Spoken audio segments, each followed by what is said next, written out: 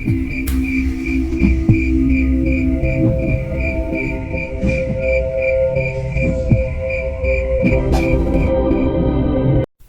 malam Pak, ini sekarang Bapak mau saya pindahkan ke bangsal perawatan ya.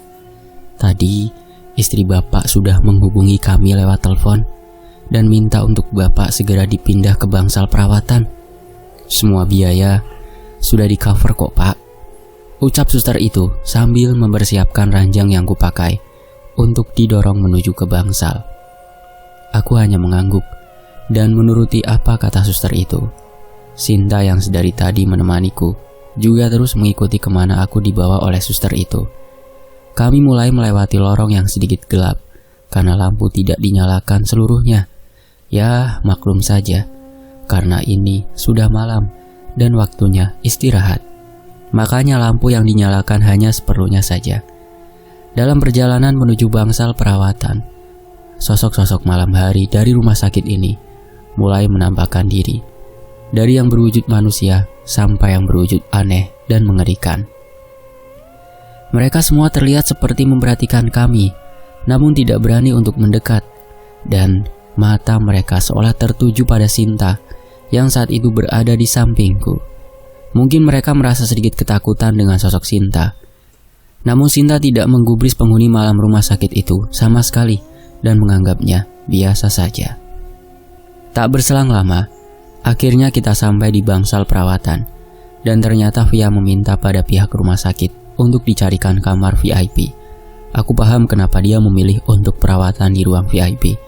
Bukan karena fasilitasnya yang cukup nyaman, tapi justru dia menyelamatkan pasien lain dari diriku. Yang ada, kalau aku ditempatkan di bangsal yang berisi beberapa orang dan bercampur dengan pasien lain, bukannya mereka akan sembuh, malah bisa jadi mereka akan mengalami stres karena tidak bisa tidur. Ya sebab aku kalau tidur akan mengeluarkan suara dengkuran yang cukup keras. Bahkan dari luar kamar pun pasti akan terdengar.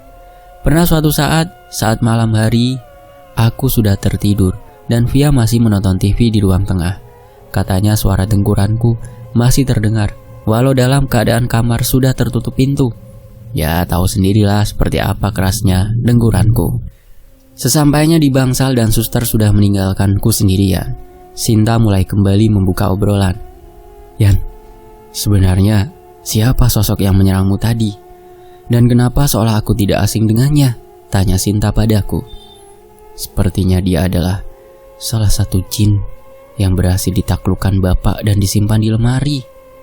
Namun saat itu karena keteledoranku, aku sama sekali tidak menyadari kalau aku membuka segel yang sudah dibuat sama Bapak.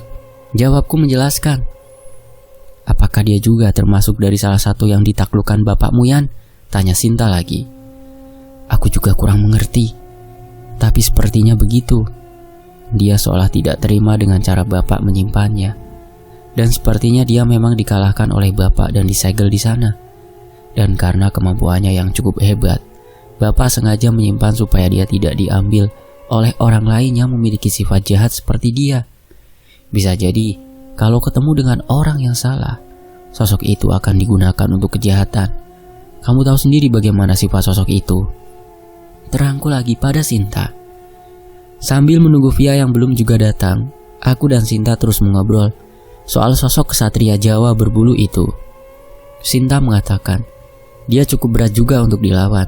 Ya walaupun belum setingkat dengan Bajra, namun dia akan sedikit merepotkan karena kemampuan yang dimilikinya. Setelah mengobrol cukup lama, Sinta memutuskan untuk meninggalkanku sebentar untuk mencari informasi tentang sosok tersebut.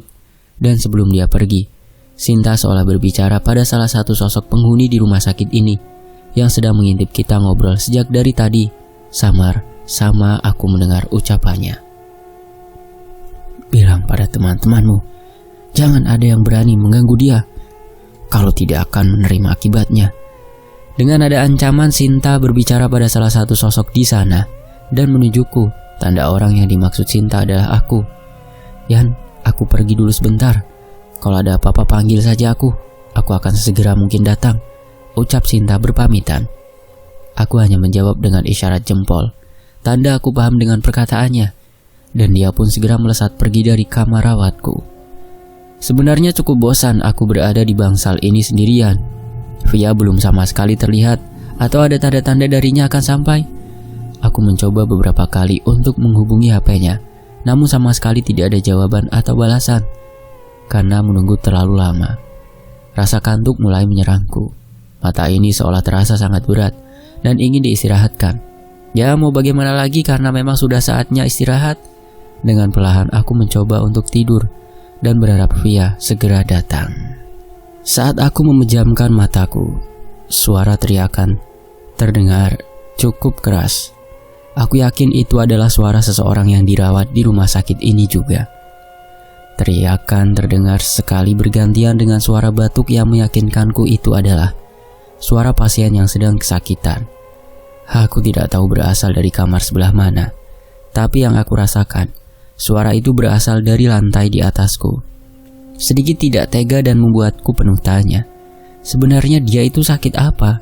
Kenapa sampai larut malam begini masih bisa terbatuk dan berteriak seperti itu? Apakah penyakitnya begitu parah? Tanyaku dalam hati. Aku masih mencoba untuk tidur. Namun karena suara teriakan itu terdengar cukup keras, makanya aku cukup kesulitan untuk rileks dan tertidur. Tak berselang lama, suara pintu kamar bangsalku seperti dibuka seseorang dan langsung membuatku membuka mata. Assalamualaikum mas. Maaf, aku datangnya kemalaman. Kamu gimana kok bisa sampai kecelakaan begini? Terus kakimu gimana? Tanya Via penuh kekhawatiran. Waalaikumsalam dok. Gak apa-apa, ini besok bakal diperbaiki. Besok mas akan dioperasi. Doain ya dok, besok lancar. Jawabku dari atas ranjang. Iya mas, itu pasti. Udah sekarang kamu tidur aja, udah malam kan?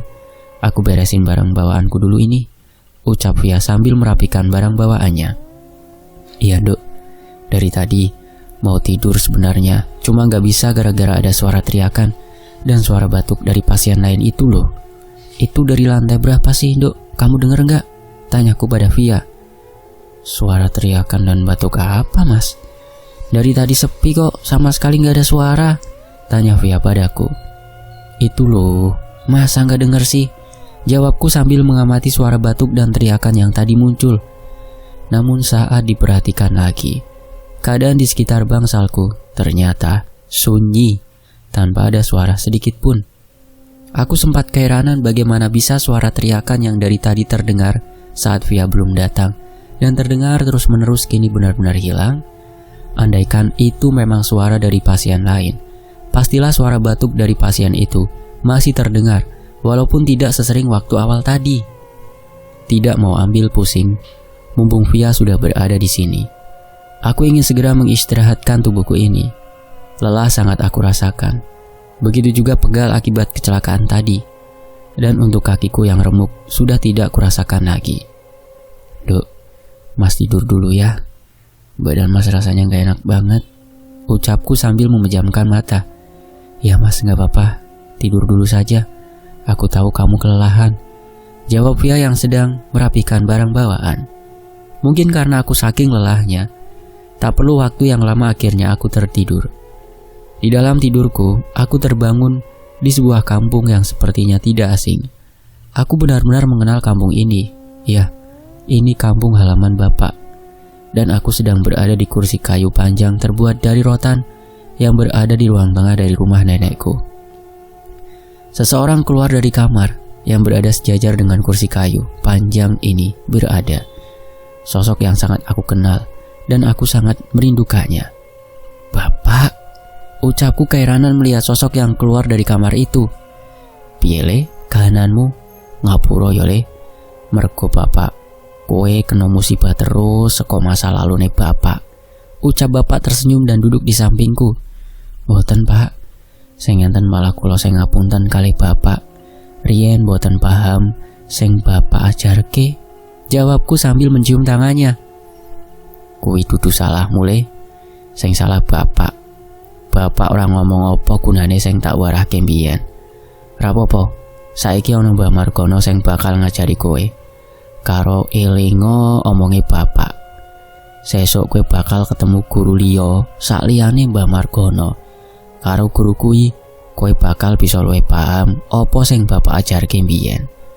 kowe bakal diwarahi sejatine urip, ucap bapakku menjelaskan.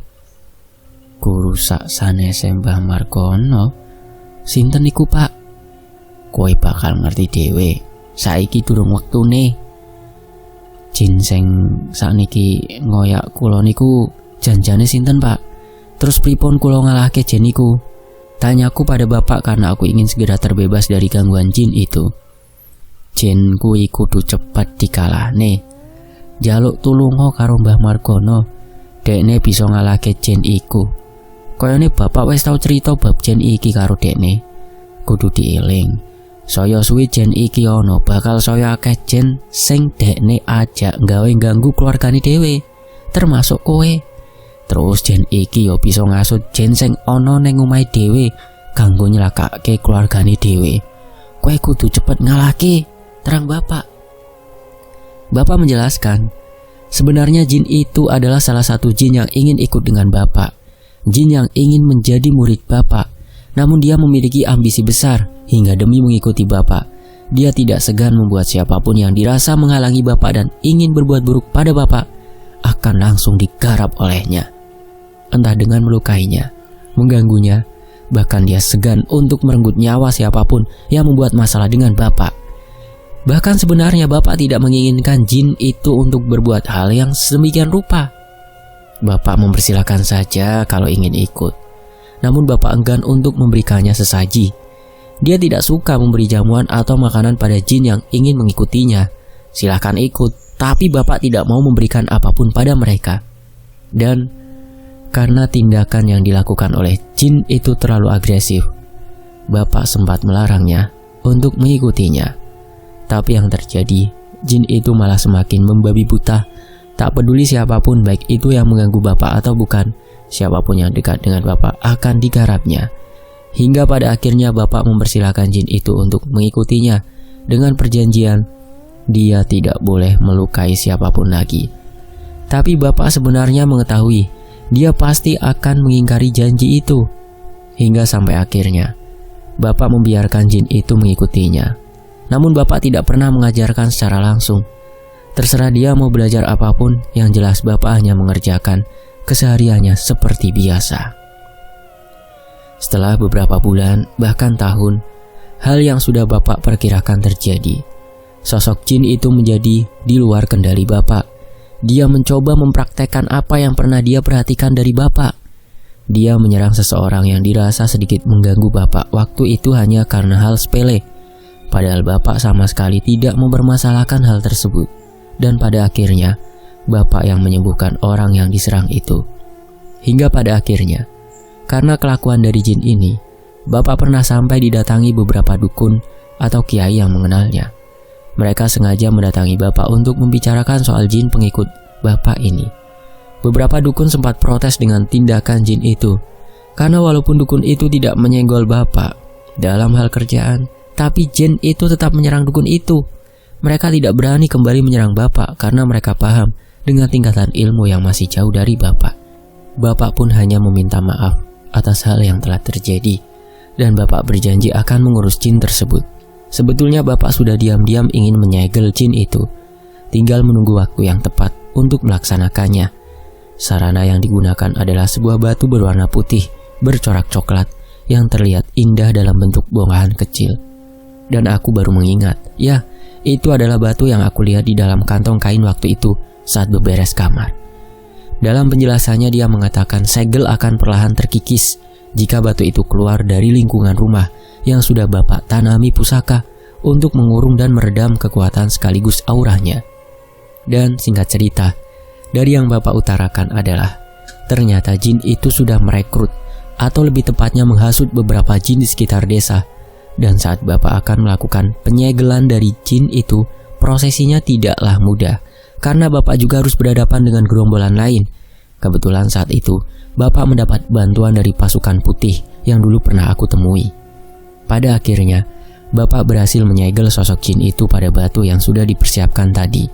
Dan beberapa jin yang tidak mau kembali tempatnya dan tetap kekeh untuk menyerang dan membebaskan jin yang sudah tersegel terpaksa dibinasakan oleh pasukan putih yang membantu bapak.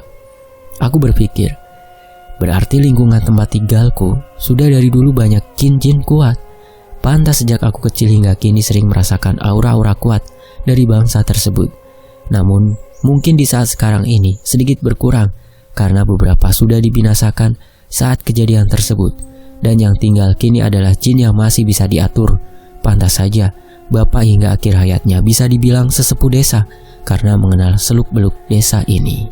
Setelah penjelasan yang diberikan Bapak, kita pun sempatkan untuk ngobrol biasa. Namun dari kamar yang berada di depan kursi kayu ini, muncul seseorang yang mengajak Bapak untuk segera pergi, karena sudah waktunya dan sudah cukup apa yang dijelaskan. "Le, ayo wes, Rian mesti wes paham kudu kepiye," ucap seseorang yang muncul dari balik gorden kamar itu. "Jeh bu, yo wes Yan, gendang sehat. Eleng pesene Bapak, ndang rampungi. Sepurone Bapak mbiyen rambina sak kejen kuwi," ucap Bapak bangkit dari posisi duduknya dan berjalan menuju orang yang menyuruhnya untuk menyudahi pertemuan ini. "Loh, Simbah?" tanyaku terkejut. Sosok itu adalah nenekku. Setelah sekian lama tidak mengunjungiku di mimpi, kini beliau mengunjungiku bersama Bapak. "Piye Yan keadaanmu? Gendang sehat yo? Bapak ibumu saiki wes adoh saka kowe. Nanging tenang bae, bapakmu bakaling ngekei perhatian saka kene bareng karo simbahmu iki. Saiki simbah karo bapakku dulu ngosek. Kowe gendang mari yo," ucap simbah memberi nasihat, lalu menggandeng tangan Bapak dan berlalu pergi ke dalam kamar itu. Rasa kangen yang masih aku rasakan membuatku mengejar mereka masuk ke dalam kamar itu. Namun yang kudapati malah aku terhentak dan bangun dari tidurku. Rasa pegal di kakiku yang diperban mulai terasa. Via juga ikut terkejut melihatku terbangun dengan mataku yang ternyata basah tanpa aku sadari. Via yang tadi masih mengerjakan sholat subuh, setelah selesai langsung menghampiriku dan bertanya padaku mimpi apa yang baru saja dialami. "Gimana mas, kamu kenapa? Kamu mimpi ketemu ibu?" tanya Via sambil mengusap mataku. "Bukan dok, mas ketemu Simbah sama bapak. Mas kangen sama mereka," jawabku sambil memandang ke atas. Sudah, gak apa-apa, wajar kalau kamu kangen. Doain mereka aja nanti ya. Ini kamu sekarang mau sholat apa enggak?" ucap Via menenangkanku. "Ah kamu ini dok, ya jelas tetap sholat lah. Tolong ambilin air buat mas wudhu dok. Sama kayaknya juga." Aku meminta Via untuk mengambilkan air untuk berwudhu. Setelah selesai berwudhu dan melaksanakan kewajiban sholatku, aku mulai bercerita tentang maksud Bapak menemuiku tadi dalam mimpi. Bapak berpesan untuk aku segera menyelesaikan masalah mengenai jin yang saat ini mengganggu kita. Dan aku juga menceritakan kalau aku kecelakaan seperti ini juga karena perbuatan dari jin itu. Tak berselang lama, Adi Wilaga dan juga Sinta datang di saat pagi itu. Kedatangan mereka berdua sepertinya membuat takut seluruh penghuni rumah sakit ini. Bagaimana tidak, saat tadi belum ada mereka, aku melihat hampir penuh kaca jendela kamarku ditonton para makhluk yang berada di luar. Tapi begitu mereka datang, semua seolah kocar-kacir ingin segera pergi. Mereka berdua datang memberi laporan padaku. Ternyata semalaman sejak Sinta pergi berpamitan padaku, dia mengajak Adi Wilaga untuk mencari sosok jin yang berani mencelakai aku. Namun selama mereka mencari di sekitar wilayah ini, di sekitar rumah, dan hampir ke pelosok yang memungkinkan dia untuk bersembunyi, namun tidak satu tempat pun berhasil menunjukkan keberadaannya. Aku paham dengan hal ini. Mungkin sejalan dengan apa yang dikatakan Bapak di mimpi tadi. Jin itu sudah memanipulasi pikiran jin lain untuk menyembunyikan dirinya, sehingga dia tidak mudah untuk ditemukan. Saat jam menunjukkan pukul 6 pagi, ada seorang suster masuk ke ruang perawatanku. Dia mengecek tabung infus yang tergantung di sebelahku, yang ternyata hampir habis. Dan selain mengecek kondisiku, dia juga mengatakan pada Via kalau operasi akan dilakukan nanti sekitar jam 10 pagi. Dan suster itu pun juga mengatakan bahwa aku tidak boleh makan dan minum dulu, alias berpuasa. Dan hal itu juga yang tadi malam sempat diucapkan pada suster yang mengantarkanku ke bangsal perawatan ini. Sambil menunggu jadwal waktu operasi yang aku jalani, aku meminta Via untuk membiarkanku memejamkan mata sebentar untuk fokus berkomunikasi dengan Sinta dan Adi Wilaga. Sial, kami semalaman mencari sosok jin itu sama sekali tidak terlihat, ucap Sinta merasa kesal. Lebih baik kita terus berjaga. Aku merasa dia ada dendam tersendiri pada penerus dari bapaknya Denrian. Makanya dari kemarin yang diincar adalah Denrian, ucap Adi Wilaga memberi saran. Itu sudah pasti Adi Wilaga. Aku tidak mau kecolongan seperti kemarin. Apalagi sampai berhasil melukai cowok cengeng ini, jawab Sinta sambil mencubit pipiku. Aku hanya diam sambil melirik tajam padanya. Apaan sih ngelirik tajam gitu? Kan jadi takut, gelagat Sinta menggodaku sambil sok bersembunyi di balik tubuh Adi Wilaga. Dasar kamu ini tak, dari dulu tidak berubah, tidak pernah bosan untuk selalu menggodaku, ucapku dengan sedikit tersenyum. Jelaslah, aku tidak akan berubah sama sekali. Aku akan tetap menjadi diriku, ucapnya sombong. Mendengar ucapan Sinta, aku jadi teringat apa yang diberitahu oleh bapak saat berada di alam mimpi tadi. Jin itu bisa menghasut sesama jin untuk membelot dari apa yang sudah dia percaya sebelumnya, menjadi percaya dengan apa yang dikatakan jin itu. Oh ya, aku mau memberi kalian berdua peringatan dan ingat kata-kataku ini, ucapku pada mereka berdua. Apakah itu Denrian? Kami akan mendengarnya dan mengingat apa perkataanmu, ucap Adi Wilaga mendekat padaku. Ingat, jin itu memiliki kemampuan untuk menghasut kalian. Tidak peduli sekuat apapun kalian, apabila lengah dalam hasutannya, sudah akan dipastikan kalian pasti akan mempercayainya dan berbalik mendukungnya. Aku harap kalian berhati-hati, ucapku memberi peringatan pada mereka. Tentu Denrian, kami akan selalu berjaga dan berhati-hati akan hasutan ataupun serangan yang mungkin akan menyerang kita, ucap Adi Wilaga merespon peringatanku. Jin busuk seperti itu tidak akan pernah bisa menghasutku. Dan aku pastikan sebelum dia menghasut, sudah aku ajar dia terlebih dahulu, atau bahkan sudah aku binasakan dia, ucap Sinta dengan percaya diri. Baguslah kalau kalian bisa mengantisipasi hal itu. Tapi, aku sedikit khawatir pada jin centil sok kemayu ini. Apakah bisa benar-benar selamat dari godaan atau hasutan jin itu? Ucapku mengejek Sinta. Apaan sih? Udah jelas bisa lah, akan kuajar dia habis-habisan, ucapnya sambil membuang muka ke arah jendela rumah sakit. Saat aku sedang terpejam dan berbicara pada Adi Wilaga dan Sinta, terdengar suara pintu kamar rawatku terbuka dan ada suara seorang suster masuk berbicara pada Via. Dia mengatakan jadwal operasinya akan dimajukan di jam 9 pagi dan sekarang sudah jam 8. Mendengar itu tiba-tiba aku menjadi gugup, entah kenapa, dan rasanya ingin pergi ke kamar mandi untuk kencing. Aku membuka mataku, bertepatan dengan suster itu keluar dari kamar rawatku. Aku meminta Via untuk membawakan pispot untuk aku buang air kecil. Dia pun langsung sesegera mungkin untuk mengambilkannya dan membantuku untuk buang air kecil. Tidak memungkinkan untuk kubuang air kecil di kamar mandi. Saat aku akan membuka celanaku dan kencing, aku baru sadar Sinta masih dengan santainya melihat ke arahku tanpa ada halangan dan seolah menunggu aku membuka celana dengan ekspresi polosnya. Aku memberikan kode pada Adi Wilaga untuk membawanya keluar dan langsung dikerjakan oleh Adi Wilaga. Terlihat wajah jengkelnya Sinta yang sedikit membuatku tersenyum. Singkat cerita, tak terasa waktu untuk operasi telah tiba. Ranjang yang aku gunakan untuk tidur mulai didorong untuk keluar ruangan menuju ke tempat operasi. Sinta dan yang lainnya ikut mengantarku ke ruang operasi. Di sana aku mendengarkan kata dokter bahwa bius yang akan dilakukan hanyalah bius lokal saja. Jadi kesadaranku masih ada. Aku langsung menolak hal itu dan meminta untuk bius total saja. Aku tidak mau melihat proses operasinya. Dan jujur, aku takut dengan operasi bedah ini. Adalah pertama kali dan kuharap menjadi satu-satunya operasi yang aku jalani. Sempat ada penolakan dari pihak dokter karena sebenarnya cukup dibius lokal saja, tidak memerlukan bius total. Dan tetap aku memaksa untuk bius total.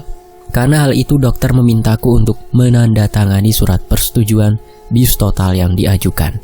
Dan singkat cerita, akhirnya aku dimasukkan ke meja operasi. Aku ditempatkan di sebuah meja yang sudah siap berada di tengah ruangan itu. Dokter pun mulai memposisikan dengan tangan terlentang dan diikat. "Permisi ya mas, ini biusnya mulai kita suntikan."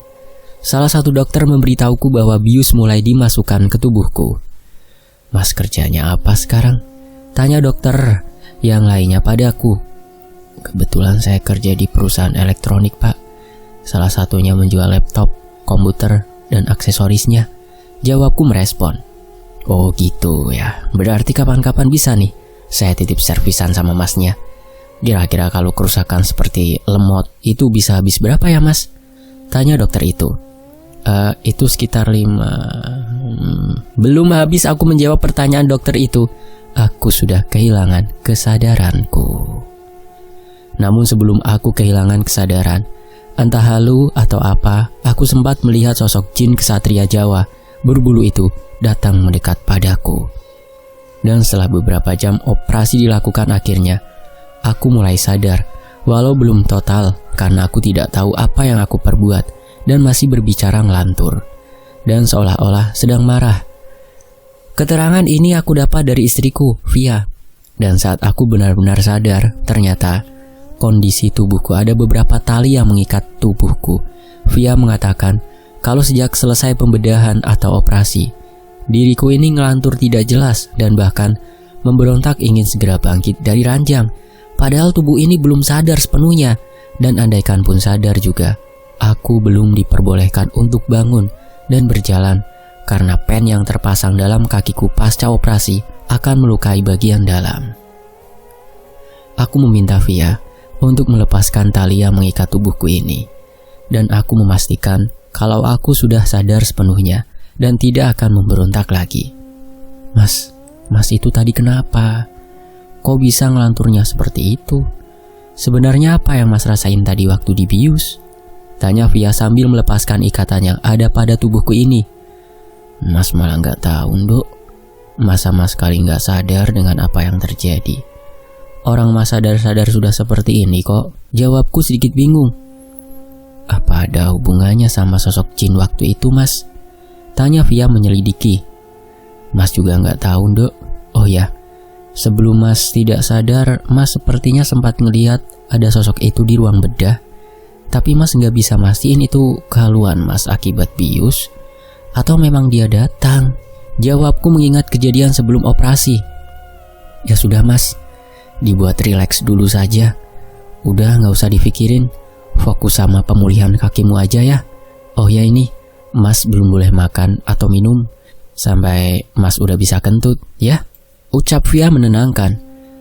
Aku baru mengetahui kalau setelah operasi itu harus menunggu bisa kentut dulu baru boleh makan atau minum. Entah itu SOP di rumah sakit ini atau memang standarnya seperti itu semua. Tak berselang lama setelah aku kembali ke ruang rawatku, Mbah Margono datang untuk menjengukku.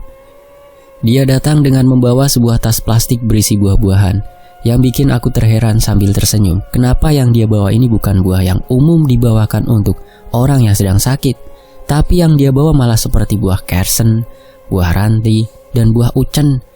Dia sambil tersenyum memberikan buah itu untukku. Aku hanya membalas dengan lirikan sambil tersenyum. Setelah mengetahui isi dalam tas plastiknya adalah buah seperti itu, apalagi dalam kemasannya dibuat seperti kemasan parcel, seolah dia niat sekali memberikan buah itu supaya cepat sembuh. "Simban iki lho, lek beto buah niku mbok sing diwangun. Buah sing biasa diparengke kale tiyang sek tase sakit ngoten lho. Lah niki malah kados bocah rampung bal-balan dolan teng kebon nang sale kados niki," protesku pada Mbah Margono sambil menahan tawa. "Lah kowe iki njaluk buah sing kaya apa? Jeruk, apel, anggur, jambu. Lah ya senengen kowe to. Buah-buah mau kan gawe wong sing lara tenanan karo gawe nambah vitamin. Lah kowe iki kan asline sehat, mung sikile wae tuklek," ucap Mbah Margono sambil menahan tawanya juga. "Mbah, riki mbah sekedap. Kulo ajeng sanjang. Aku menyuruh Mbah Margono untuk mendekat. Piye le? Meh opo? Opo meh jaluk didulang? Tanya Mbah Margono mendekat.